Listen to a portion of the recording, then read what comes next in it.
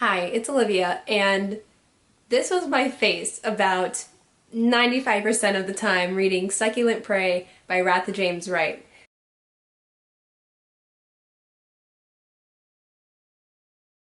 I knew I was setting myself up for some messed up stuff because I came across this author being described as the creator of some of the most disturbing works in print. This book asks the question of what if being a cannibalistic serial killer were a transmittable disease? So our main character, Joe, survived one of these people as a child and now finds himself turning into one, and he's trying to find the cure before he kills the person that he now loves. It's broken into 3 parts, each that start with a recipe. The very first page is a recipe with the first ingredient being a D cup or larger breast.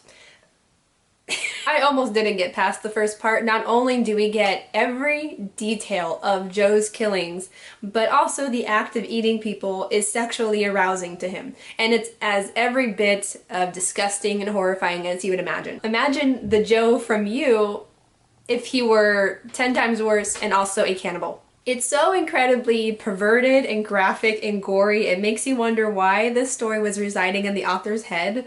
And if I were to talk about the details, I'd probably get demonetized. This is the kind of book where every page, if someone were sitting next to you and reading over your shoulder at what you were reading, they would look at you like, I would have DNF'd this if I wasn't morbidly curious, and there is a plot going on.